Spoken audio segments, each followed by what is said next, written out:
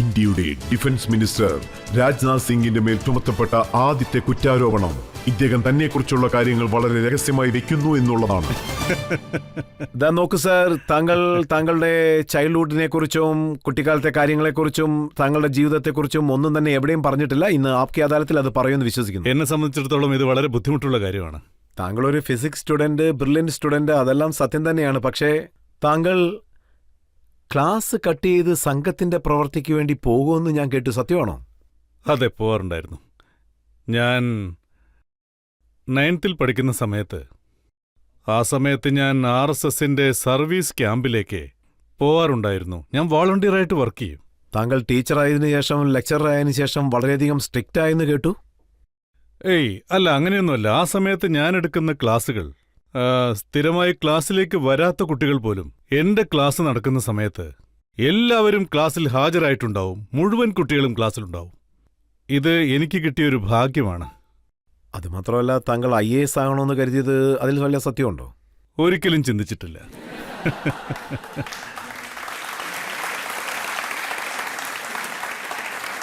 ഞാൻ ഒരു IASകാരനാകണമെന്ന് ആഗ്രഹിച്ചിട്ടില്ല. എന്റെ മനസ്സിൽ മറ്റൊരാഗ്രഹമായിരുന്നു, അതായത് ആർമിയിൽ ചേരണമെന്ന്. ആ സമയത്ത് ഞാൻ NDA എന്നൊരു എക്സാം ഉണ്ടായിരുന്നു, അതും എഴുതി. എക്സാം എഴുതി ആ സമയത്ത് എൻ്റെ അച്ഛൻ മരിച്ചു. അങ്ങനെയൊരവസ്ഥയായതുകൊണ്ട് എനിക്കത് പ്രൊസീഡ് ചെയ്യാൻ പറ്റിയില്ല. അത് കഴിഞ്ഞ് MSc ചെയ്തു.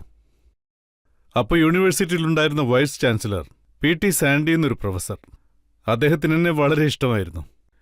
ഞാൻ സമരങ്ങളിലും പങ്കെടുക്കും, അതേപോലെ എപ്പോഴും എക്സാം മാറ്റിവെക്കണമെന്നും പറഞ്ഞ് യൂണിവേഴ്സിറ്റി അഡ്മിനിസ്ട്രേഷൻ ഒരിക്കലും പ്രഷർ കൊടുത്തിട്ടേയില്ല. അതുകൊണ്ട് അവർക്കെന്നെ വളരെ ഇഷ്ടമാണ്.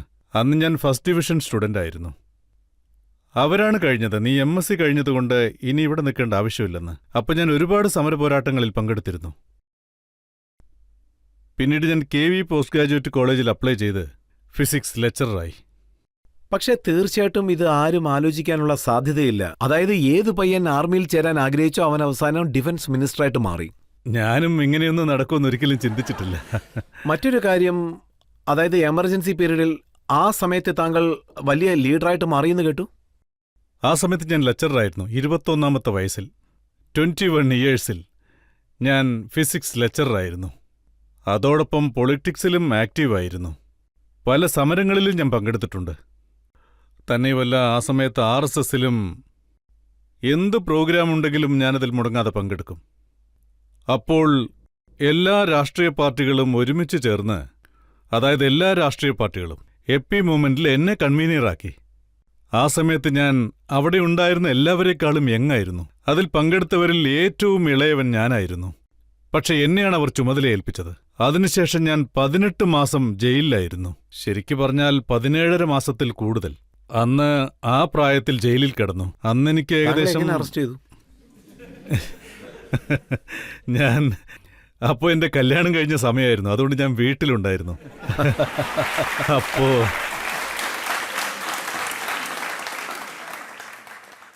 ആ സമയത്ത് എൻ്റെ ഭാര്യ എനിക്ക് വേണ്ടി റവ ഹൽവ ഉണ്ടാക്കിയിരുന്നു.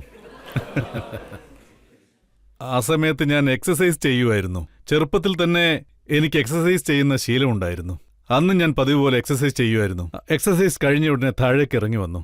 അത് കഴിഞ്ഞ് കുളിച്ചതിന് ശേഷം ഞാൻ ഡ്രസ്സ് മാറ്റാൻ വേണ്ടി പോയ സമയത്ത്, അതായത് ഞങ്ങളുടെ വീട്ടിൽ ഒരു ജോലിക്കാരനുണ്ടായിരുന്നു. അയാൾ ഓടി വന്ന്, ഒരുപാട് പോലീസ് വണ്ടികൾ ഇങ്ങോട്ട് വരുന്നുണ്ട്. അന്ന് പോലീസ് ഓഫീസറായിരുന്നത് മിസ്റ്റർ ഉപാധ്യായായിരുന്നു. അദ്ദേഹം ഉണ്ടായിരുന്നു. ഡെപ്യൂട്ടി SP വന്നു. അയാൾ പറഞ്ഞു അവരൊക്കെ സാറിനെയാണ് അന്വേഷിക്കുന്നതെന്ന്. അപ്പം തന്നെ എനിക്ക് കാര്യം മനസ്സിലായി, എന്നെ അറസ്റ്റ് ചെയ്യാൻ വന്നാണെന്ന്. ഞാൻ അയാളോട് പറഞ്ഞു അവരെ മുകളിലേക്ക് കൂട്ടിക്കൊണ്ടുവരാൻ. SP ഉണ്ടായിരുന്നു, ഇൻസ്പെക്ടറുണ്ട്. ഞാൻ അയാളോട് പറഞ്ഞു, ഞാൻ ഇപ്പോൾ കുളിച്ചതേയുള്ളൂ, ബ്രേക്ക്ഫാസ്റ്റ് കഴിച്ചിട്ട് അവരെ കാണാമെന്ന് പറയാമെന്ന് പറഞ്ഞു. അവരെനിക്ക് വേണ്ടി വെയിറ്റ് ചെയ്തു. ഞാൻ അവരെയും ബ്രേക്ക്ഫാസ്റ്റ് കഴിക്കാനായി ക്ഷണിച്ചു. കഴിച്ചതിന് ശേഷം ഞാൻ അവരോടൊപ്പം പോയി പോലീസ് സ്റ്റേഷനിലേക്ക്. പോലീസ് സ്റ്റേഷനിൽ ചെന്നപ്പോൾ അവരെന്നോട് വളരെ മര്യാദയോടെയാണ് പെരുമാറിയത്. ലഞ്ച് വാങ്ങിച്ചു തന്നു. അതിനുശേഷം ഏകദേശം രാത്രി ഒരു 11 മണിയായപ്പോൾ അവിടെ ഡിസ്ട്രിക്ട് ജയിലുണ്ടായിരുന്നു, അവിടേക്ക് എന്നെ അയച്ചു. അവിടെ ആ സമയത്ത് ഏകദേശം 250ഓളം പേരെ അറസ്റ്റ് ചെയ്ത് വെച്ചിരുന്നു. അവരെല്ലാം ഒരു കോമ്പൗണ്ടിലായിരുന്നു, ഒരു മുറിയിലായിരുന്നു. പക്ഷേ എനിക്ക് ഒരു സോളിറ്ററി സെല്ലായിരുന്നു, തനിച്ചൊരു സെൽ. എന്റെ ഒപ്പം ആശ്രം യാദവ്ജിയും ഉണ്ടായിരുന്നു, ലാൽജിയും ഉണ്ടായിരുന്നു. അവർക്കൊരു മുറി, എനിക്ക് പ്രത്യേകിച്ചൊരു മുറി. അപ്പോൾ ഏകദേശം എന്റെ ഓർമ്മ ശരിയാണെങ്കിൽ 1.5 മാസത്തോളം, അല്ല, ഒരു 2 മാസത്തോളം ഞാൻ ജയിലിലായിരുന്നു. അതിനുശേഷം കല്യാണം കഴിഞ്ഞ് കുറച്ച് നാളിനുള്ളിൽ തന്നെ താങ്കൾ ജയിലിലേക്ക് പോകേണ്ടി വന്നു. താങ്കളുടെ വൈഫ് ഇല്ല, അവരൊന്നും അങ്ങനെയൊന്നുമില്ല. ദേഷ്യപ്പെട്ടില്ലല്ലോ അല്ലേ? അവരെന്തിനു ദേഷ്യപ്പെടണം? എന്റെ വൈഫിന് എല്ലാ കാര്യങ്ങളും നേരത്തെ തന്നെ അറിയാം. ഇത്രയും കാലത്തിനിടയ്ക്ക് എന്റെ വൈഫിനെക്കുറിച്ച് എനിക്കൊരു പരാതിയുമില്ല. എന്റെ വൈഫിനെക്കുറിച്ച് ചോദിക്കുകയാണെങ്കിൽ എനിക്ക് അവളോട് വളരെയേറെ ബഹുമാനമുണ്ട്.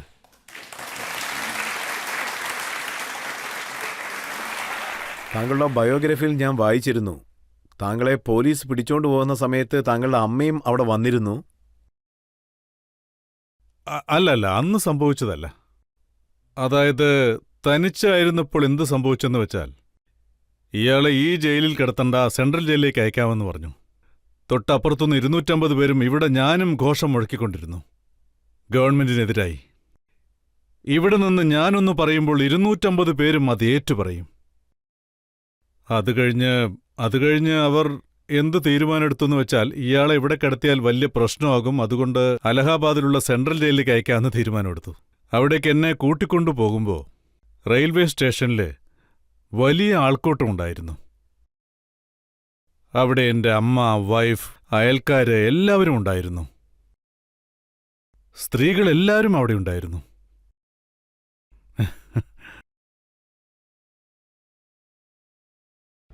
അവരോടൊപ്പം എന്റെ അമ്മയും ഉണ്ടായിരുന്നു. എന്റെ അമ്മ എന്നെ കണ്ടു. ഞാൻ പോലീസിന്റെ നടുക്കായിരുന്നു. എന്ത് സംഭവിച്ചാലും അവരോട് മാപ്പ് ചോദിക്കരുതെന്ന് അമ്മ പറഞ്ഞു. ജീവിതകാലം മുഴുവൻ ജയിലിൽ കിടന്നാലും വേണ്ടില്ല, ഞാനുണ്ടെന്ന് അമ്മ പറഞ്ഞു.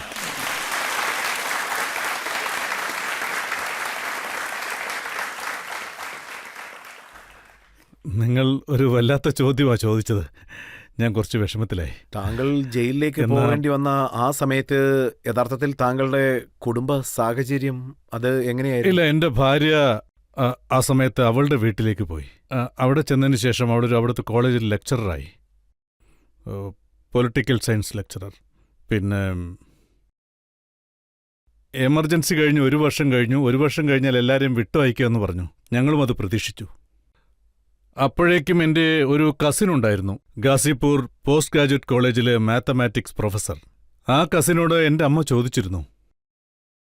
അദ്ദേഹത്തിന്റെ പേര് ശ്രീ വിജയ് സിംഗ് എന്നാണ്. അദ്ദേഹത്തോട് അമ്മ ചോദിച്ചു, 1 വർഷം കഴിഞ്ഞല്ലോ, ഇനി എന്താ വരാത്തതെന്ന്.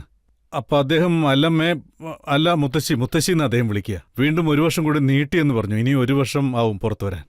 അപ്പോൾ എൻ്റെ അമ്മയ്ക്ക് ബ്രെയിൻ ഹാമറേജ് ആയി. അമ്മ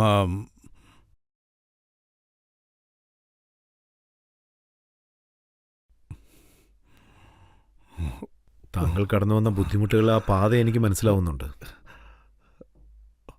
ഹോസ്പിറ്റലിൽ കിടന്നു. 27-28 ദിവസം കഴിഞ്ഞ് മരിച്ചു. എമർജൻസി കഴിഞ്ഞതിന് ശേഷം, താങ്കൾ തിരിച്ചു വന്നതിന് ശേഷം താങ്കൾ രാഷ്ട്രീയത്തിലെടുത്ത ആദ്യത്തെ തീരുമാനം അതായിരുന്നു? പിന്നെയുള്ള കാര്യം ഞാൻ എന്തു പറയാനാണ്. 3 മുറിയുള്ള ഒരു വീട് വാടകയ്ക്കെടുത്ത് ഞാൻ താമസിച്ചു. പിന്നെ കാലത്തും വൈകിട്ടും രാത്രിയിലും വന്നിരുന്നു. അടുത്ത ദിവസം പാൻറ്റും ഷർട്ടൊക്കെ ഇട്ടുകൊണ്ട്, പതിവ് ഡ്രസ്സൊക്കെ ഇട്ടുകൊണ്ട് ഞാൻ ചായ കുടിക്കുകയായിരുന്നു. ഒരു ബംഗാളി ഫാമിലി അവിടെ ഉണ്ടായിരുന്നു. എൻ്റെ മുറി വളരെ അഴുക്കായിരുന്നു. അപ്പോൾ ഞങ്ങളുടെ ജനസംഘത്തിൻ്റെ ലീഡറുണ്ടായിരുന്നു. അദ്ദേഹം മരിച്ചുപോയി. അദ്ദേഹത്തിൻ്റെ പേര് കേദാർ സാബ് എന്ന്. അദ്ദേഹം എന്നോട് പറഞ്ഞു, നിങ്ങൾക്ക് വാരണാസിയിൽ നിന്നൊരു ഫോണുണ്ടെന്ന്. വാരണാസി ഡൽഹിയിൽ നിന്ന് വന്നാണെന്ന് പറഞ്ഞു. പാർലമെന്റ് ഇലക്ഷനിൽ മത്സരിക്കണമെന്ന് പറഞ്ഞു. അതോടൊപ്പം നിങ്ങൾ ഈ പാർലമെന്റ് കോൺസ്റ്റിറ്റ്യൂഷനിൽ നിന്ന് 2 ദിവസം കഴിഞ്ഞ് അടുത്ത ദിവസം അല്ലെങ്കിൽ അതിൻ്റെ അടുത്ത ദിവസം നോമിനേഷൻ കൊടുക്കാൻ വേണ്ടി വരണമെന്ന് പറഞ്ഞു. ഞാൻ അങ്ങോട്ട് പോയി. എല്ലാം അപ്രതീക്ഷിതമായിരുന്നു. അപ്പോൾ എനിക്ക് വയസ്സ് വെറും 25 മാത്രമായിരുന്നു. ഞാൻ നോമിനേഷൻ കൊടുക്കാൻ വേണ്ടി പോയി. നോമിനേഷൻ കൊടുത്തു. അതോറിറ്റി ലീഡറായി. എല്ലാം കിട്ടി. അത് കഴിഞ്ഞ് ഒരു ദിവസം മജിസ്ട്രേറ്റ് സിമ്പിൾ തരാൻ വേണ്ടി വിളിച്ചിരുന്നു. അവിടെ എല്ലാവരും ഉണ്ടായിരുന്നു. എല്ലാ അഡ്വക്കേറ്റ്സും അവിടെ ഉണ്ടായിരുന്നു. ഞങ്ങളുടെ മുരളീധർ പാണ്ഡെ, രാമാചാർ പാണ്ഡെ, ജനസംഘം പാർട്ടിയുടെ എല്ലാവരും അവിടെ ഉണ്ടായിരുന്നു. മജിസ്ട്രേറ്റ് സിമ്പിൾ തരാൻ പോകുന്ന സമയത്ത് ഒരാൾ ഒരു ടെലഗ്രാം കൊണ്ടുവന്നു. അപ്പോൾ സോറി മിസ്റ്റർ സിംഗ്, ഞാൻ നിങ്ങളോട് പിന്നീട് സംസാരിക്കാം, ഞാൻ ചെന്ന് കലക്ടർ സാറെ കണ്ടിട്ട് വരാമെന്ന് പറഞ്ഞു. വന്നു കാണാമെന്ന് പറഞ്ഞു. പിന്നീട് അദ്ദേഹം പോയിട്ട് വന്നതിന് ശേഷം പറഞ്ഞു, സിംഗ്, നിങ്ങളുടെ അതോറിറ്റി ക്യാൻസലായിപ്പോയി, ഫക്കീർ അൻസാരിക്ക് ആ സിമ്പിൾ കൊടുത്തുവെന്ന് പറഞ്ഞു. നിങ്ങളുടെ ടിക്കറ്റ് ക്യാൻസലായെന്ന് പറഞ്ഞു. അപ്പോൾ എനിക്ക് ഒരുപാട് സങ്കടമായി. പക്ഷേ ആ സമയത്തും ദൈവം എനിക്ക് ഒരുപാട് ക്ഷമ തന്നു. ആ സമയത്ത് അവിടെ ഒരു പ്രശ്നവും ഉണ്ടാവാൻ പാടില്ലെന്ന് ഞാൻ ആഗ്രഹിച്ചു. അവിടെ ഒരു മൈക്കുണ്ടായിരുന്നു. ആ മൈക്കിനടുത്ത് എന്ന് ഞാൻ പറഞ്ഞു, അപ്പീൽ ചെയ്തു, ഫക്കീർ അലി അൻസാരി എവിടെയാണെങ്കിലും സപ്പോർട്ട് ചെയ്യുമെന്ന് പറഞ്ഞു. വളരെ നല്ല മനുഷ്യനായിരുന്നു. ഞാൻ അപ്പോൾ പറഞ്ഞു, ഫക്കീർ അൻസാരിക്ക് തന്നെ ആ സിമ്പിൾ കിട്ടട്ടെ എന്ന്. അവിടെ ഞാൻ അദ്ദേഹത്തിന് വോട്ട് ചെയ്യണമെന്ന് പറഞ്ഞ് പ്രസംഗിച്ചു. അപ്പോൾ സമയം 3 മണിയാകാറായി. എനിക്ക് വിഡ്രോ ചെയ്യാനും കഴിയില്ല, അതിന് കഴിയില്ലായിരുന്നു. അപ്പോൾ മജിസ്ട്രേറ്റ് നിങ്ങളുടെ ചോയ്സിൽ എന്തെങ്കിലും സിമ്പിൾ എടുക്കാൻ പറഞ്ഞു. എനിക്കൊരു ചോയ്സും ഇല്ലെന്ന് പറഞ്ഞു. പക്ഷെ ഞാൻ ജനങ്ങളോട് അപ്പീൽ ചെയ്തു. എല്ലാവരോടും കൂടി ഞാൻ എന്താ പറഞ്ഞെന്ന് വെച്ചാൽ, എന്റെ പേര് ലിസ്റ്റിൽ എന്തായാലും ഉണ്ടാകും, പക്ഷേ ആരെങ്കിലും എനിക്ക് വേണ്ടി സമരം ചെയ്താൽ അത് എന്നെ നാണം കെടുത്തുന്ന പോലെയാന്ന് പറഞ്ഞു. എല്ലാവരും ഫക്കീർ അലിയെ സപ്പോർട്ട് ചെയ്യണമെന്ന് പറഞ്ഞു. അതിനുശേഷം എന്ത് സംഭവിച്ചെന്ന് വെച്ചാൽ, ഫക്കീർ അലി എവിടെ പോവാണെങ്കിലും എന്നെയും അദ്ദേഹത്തിന്റെ ഒപ്പം കൂട്ടിക്കൊണ്ടാണ് പോയത്. ചൗധരി ചരൺ സിംഗിന്റെ മീറ്റിംഗ് ഉണ്ടായിരുന്നു. ചൗധരി ചരൺ സിംഗിന്റെ മീറ്റിംഗിലേക്ക് എന്നെയും ക്ഷണിച്ചു. ഞാനും അങ്ങോട്ട് പോയി. അവിടെ വലിയ ആൾക്കൂട്ടമുണ്ടായിരുന്നു. 50,000, 60,000, 70,000, ഒരുപാട് ആളുകൾ. അപ്പോൾ ഞാൻ അതേ സെന്റൻസ് ആണ് പറഞ്ഞത്, എന്റെ പേര് ലിസ്റ്റിലുണ്ടാവും, പക്ഷേ എനിക്ക് വേണ്ടി ആരെങ്കിലും സമരം ചെയ്താൽ അതെന്നെ നാണം കെടുത്തുന്ന പോലെയാന്ന് പറഞ്ഞു. പക്ഷേ നോർമലി ലാസ്റ്റ് മൊമെന്റിൽ ടിക്കറ്റ് ക്യാൻസൽ ചെയ്ത് അത് മറ്റൊരാൾക്ക് കൊടുത്താൽ ദേഷ്യം വരും. പക്ഷെ താങ്കൾക്ക് വന്നില്ലേ? അതെ, വിഷമമുണ്ടായിരുന്നു, ശരിക്കും വിഷമമുണ്ടായിരുന്നു. ചെറുപ്പം തൊട്ടേ ഞാൻ കുറച്ച് സെൻസിറ്റീവ് ആയിരുന്നു. പക്ഷെ ദൈവം എനിക്ക് നല്ല ക്ഷമ തന്നിരുന്നു.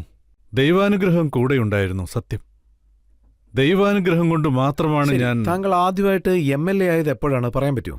77-ല്. അതും ചൗധരി ചരൺ സിംഗാണ് എനിക്ക് സിമ്പിൾ വാങ്ങിത്തന്നത്, ജനസംഘത്തിൽ നിന്ന്. കാരണം അദ്ദേഹത്തിന്റെ മീറ്റിംഗിൽ ഞാൻ പ്രിസൈഡ് ചെയ്തിരുന്നു. 2-3 മിനിറ്റ് ഞാൻ സംസാരിച്ചു. അവിടെ ടേക്ക് ഓഫ് ചെയ്തപ്പോൾ ഞാൻ ലക്നൌയിലേക്ക് പോയി. അവിടെ മാധവ് യാദവ് ത്രിപാഠി ഉണ്ടായിരുന്നു.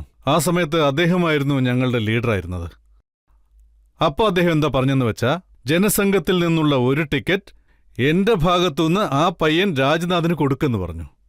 പക്ഷേ ഇവിടെ 4 മാസത്തിനു ശേഷം ഇലക്ഷൻ നടക്കുന്ന സമയത്ത് ഇവിടെ കൊടുക്കുമ്പോൾ വിശ്രാജ് സിംഗ് യാദവ് MP ആയിരുന്നു. അദ്ദേഹത്തിന്റെ പേര് കൊടുത്തു. പക്ഷെ ദില്ലിയിലെത്തിയ ശേഷം ചൗധരി ചരൺ സിംഗ് എന്താ പറഞ്ഞെന്ന് വെച്ചാൽ, ജനസംഘത്തിന്റെ ആൾക്ക് ഒരു ടിക്കറ്റ് കൊടുക്കില്ലെന്നോ.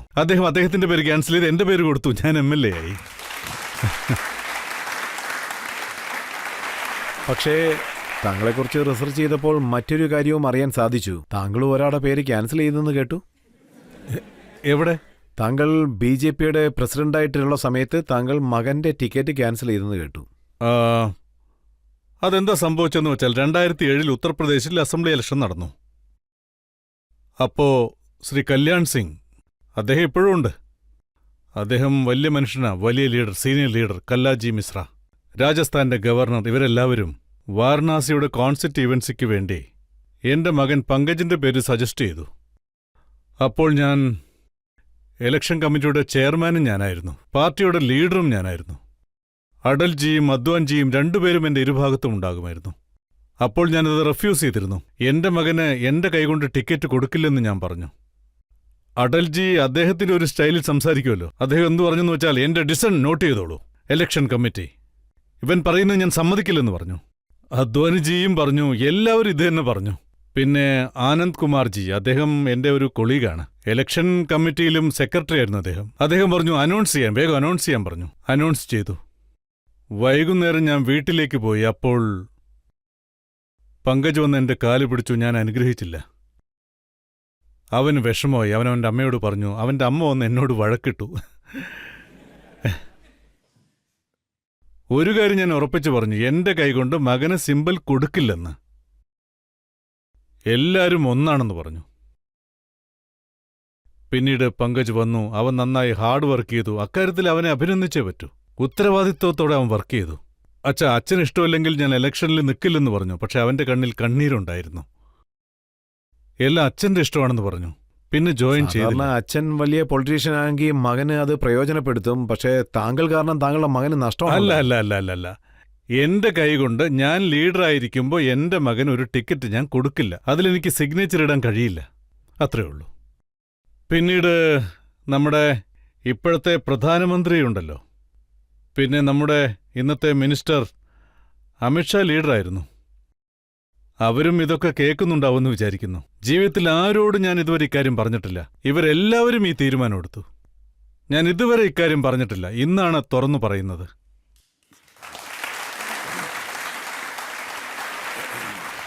ഞാൻ കണ്ടവരെ നമ്മുടെ പ്രൈം മിനിസ്റ്റർ നരേന്ദ്രമോദി, നിങ്ങളുടെ ചെറിയ പയ്യൻ നീരജ്, അവന് അദ്ദേഹം ഒരു സർട്ടിഫിക്കറ്റ് ഇഷ്യൂ ചെയ്തിരിക്കുകയാണ്. അദ്ദേഹം പറയുന്നത് മോദിയുടെ വികസിത് ഭാരതത്തിന് നമ്പർ 1 അംബാസിഡർ നീരജ് സിംഗ് ആണെന്ന് പറയുന്നു. ഉണ്ട്, എന്ത് ചെയ്യാനാ, എല്ലാം അദ്ദേഹത്തെ പ്രശംസിക്കുന്നോ ഇല്ല, പുകഴ്ത്തുന്നോ ഇല്ല. അല്ലല്ല, എല്ലാവർക്കും സ്വന്തം മക്കളെ ഇഷ്ടമാണ്. വളരെ നല്ല കാര്യമാ. അതും സോഷ്യൽ പൊളിറ്റിക്സ് കാര്യങ്ങളിൽ എപ്പോഴും ആക്റ്റീവായി. നീരജിന്റെ പ്രവൃത്തിക്ക് മോദിജി വളരെയധികം പ്രശംസിച്ചിട്ടുണ്ട്. ഒരാഴ്ചയ്ക്കുള്ളിൽ 50,000 അംബാസഡർമാരെ സൃഷ്ടിച്ചു എന്നാണ് പറയുന്നത്.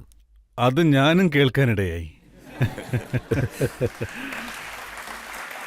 താങ്കൾ ഫാമിലിക്ക് വേണ്ടി ഒന്നും ചെയ്തില്ല. പക്ഷേ റിപ്പോർട്ടേഴ്സ് രാഹുൽ ഗാന്ധിയോട് ചോദിക്കുമ്പോൾ അദ്ദേഹം പറയുന്നത്, അതായത് അദ്ദേഹത്തിന്റെ കുടുംബ രാഷ്ട്രീയത്തെക്കുറിച്ച് ചോദിക്കുമ്പോൾ അദ്ദേഹം പറയുന്നത്, യഥാർത്ഥത്തിൽ റിപ്പോർട്ടേഴ്സിനെ വഴക്ക് പറഞ്ഞുകൊണ്ട് ആദ്യം നിങ്ങൾ പോയി അമിത്ഷയോട് ചോദിക്കൂ മകന് വേണ്ടി എന്ത് ചെയ്തു, രാജ്നാഥ് സിംഗിനോട് ചോദിക്കൂ മകന് വേണ്ടി എന്ത് ചെയ്തെന്ന്. ഞാൻ വ്യക്തമായിട്ടൊരു കാര്യം പറയാൻ ആഗ്രഹിക്കുന്നു രജത് സാർ. എന്റെ രാഷ്ട്രീയ ജീവിതത്തിൽ എന്റെ പുറകിൽ നിന്നുകൊണ്ട് ആരെന്ത് വേണമെങ്കിലും പറഞ്ഞോളട്ടെ. അവർ രാമനെ പോലും വിടുന്നില്ലല്ലോ, പിന്നെ എന്നെ വിടുവോ? പക്ഷെ ആരുടെ കണ്ണിലും പൊടിയിട്ട് ഞാൻ രാഷ്ട്രീയം കളിച്ചിട്ടില്ല. എന്റെ ഇതുവരെയുള്ള രാഷ്ട്രീയ പ്രവർത്തനങ്ങൾ നേരെ നിന്നുകൊണ്ടുള്ളതാണ്. പുറകിൽ നിന്ന് പറയുന്നവർ പറയട്ടെ, അവർക്ക് എന്തെങ്കിലും പറയണമെന്നുണ്ടെങ്കിൽ മുന്നിൽ വരട്ടെ. എല്ലാവർക്കും നന്നായിട്ട് അറിയാം, 2013 ഭാരതീയ ജനതാ പാർട്ടിയുടെ ദേശീയ പ്രസിഡന്റായിരുന്നു താങ്കൾ. അപ്പോൾ വലിയ വലിയ നേതാക്കന്മാർ എതിർത്തിട്ട് പോലും താങ്കൾ നരേന്ദ്രമോദിയുടെ പേര് ഡിക്ലെയർ ചെയ്യുകയും നരേന്ദ്രമോദി ആയിരിക്കും പ്രൈം മിനിസ്റ്റർ നോമിനിയിൽ ഉണ്ടായിരിക്കുക എന്നും താങ്കൾ വ്യക്തമായിട്ട് പറഞ്ഞു. ഞാനൊന്നും ചെയ്തിട്ടില്ല. ഞാൻ ലീഡറായിരുന്നു. എനിക്കങ്ങനെ തോന്നി. എന്തുകൊണ്ടാണ് അങ്ങനെ പിന്നെ തോന്നിയത്? എനിക്ക് തോന്നിയിരുന്നു ജനങ്ങൾക്കിടയിൽ ഇദ്ദേഹത്തിന്റെ പേരിൽ ആ സമയത്താണെങ്കിലും ശരി കൂടുതലല്ലെങ്കിലും വിവാദങ്ങൾ ഉണ്ടായിരുന്നു. ഞങ്ങളൊരു 3-4 പേരുണ്ടായിരുന്നു. എന്റെ അഭിപ്രായത്തിൽ മോദിജിക്കും ആ ഒരു കഴിവുണ്ട്. കാരണം അദ്ദേഹം ഗുജറാത്തിൽ ചീഫ് മിനിസ്റ്റർ ആയിരുന്നല്ലോ. അദ്ദേഹത്തിന്റെ ഭരണരീതി, അദ്ദേഹം 3 തവണയാണ് ചീഫ് മിനിസ്റ്റർ ആയിരുന്നത്. എന്റെ അഭിപ്രായത്തിൽ ഈ രാജ്യത്തെ ശരിയായ ദിശയിൽ കൊണ്ടുപോകണമെങ്കിൽ മോദിജിക്ക് മാത്രമേ കഴിയൂ. അതുകൊണ്ട് ഞാൻ അദ്ദേഹത്തിന്റെ പേര് അനൗൺസ് ചെയ്തു. അപ്പോൾ താങ്കൾ ആലോചിച്ചു നോക്കിയിരുന്നോ, 10 വർഷത്തിന് ശേഷം നരേന്ദ്രമോദി വേൾഡ് മാപ്പിൽ ഉണ്ടായിരിക്കും, ലോകത്തുള്ള നേതാക്കന്മാരിൽ ഇവരും ഒരാളായിരിക്കും, ഇന്ത്യ ഇത്രത്തോളം വളരുമെന്നും ഇദ്ദേഹം പ്രശസ്തനാവുമെന്നും കരുതി. എന്റെ കൂടെ ഉണ്ടായിരുന്നവരോട് വേണമെങ്കിൽ നിങ്ങൾ ചോദിച്ചു നോക്കിക്കോളൂ. മോദിജിക്ക് പോലും ഇക്കാര്യം അറിയില്ല.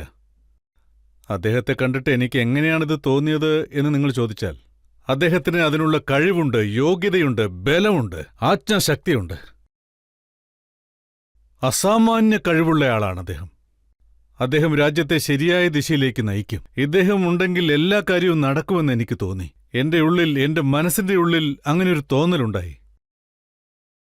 ഇപ്പോൾ ഞാൻ ഉറപ്പിച്ചു പറയും, എന്റെ ആ തോന്നൽ വളരെ ശരിയായിരുന്നു. എന്റെ കൂടെ എപ്പോഴും 2 പേരുണ്ടാവും. നിങ്ങൾക്കും അവരെ നല്ലപോലെ അറിയാം. ഞാൻ പറയുന്നത് വിശ്വാസമില്ലെങ്കിൽ അവരോട് പോയി ചോദിക്കൂ. അതിനുശേഷം ഞാൻ ഗോവയിൽ ഇലക്ഷൻ മാനേജ്മെന്റ് കമ്മിറ്റിയുടെ ചെയർമാനായിരുന്നു. അതിനുശേഷം ഞാൻ ലീഡറായതുകൊണ്ട് അരുൺ ജെയ്റ്റ്ലി സാർ ബാക്കി കാര്യങ്ങളെല്ലാം നോക്കിയിരുന്നു. അപ്പോഴൊരു മീറ്റിംഗ് നടന്നു. വലിയൊരു ഈവന്റ് ആയിരുന്നു അത്. ഏകദേശം 5000-6000 പേരുണ്ടായിരുന്നു. അതിൽ മോദിജിയെ സംസാരിക്കാനായി ക്ഷണിച്ചിരുന്നു. സാധാരണ എപ്പോഴും ലീഡറാണ് സംസാരിക്കുക. അപ്പോൾ ഞാൻ മോദിജിയോട് ഇരിക്കാൻ പറഞ്ഞു. ഞാൻ എഴുന്നേറ്റ് നിന്നു. എന്നിട്ട് ഓഡിയൻസിനോട് പറഞ്ഞു, ഞാൻ പ്രസിഡന്റാണ്, പക്ഷെ ഞാൻ പിന്നീടേ സംസാരിക്കൂ എന്ന്. പക്ഷേ ഇന്ന് രാജ്യം ഒരു പ്രസിഡന്റ് സംസാരിക്കണമെന്ന് ആഗ്രഹിക്കുന്നില്ല. മറിച്ച് ഈ രാജ്യത്തെ വളർത്തിയെടുക്കാൻ കെൽപ്പുള്ള നേതാവ് സംസാരിക്കണമെന്ന് അവർ ആഗ്രഹിക്കുന്നു. ഞാനിത് പറഞ്ഞു കഴിഞ്ഞതിന് ശേഷം മോദിജി എഴുന്നേറ്റ് സംസാരിച്ചു.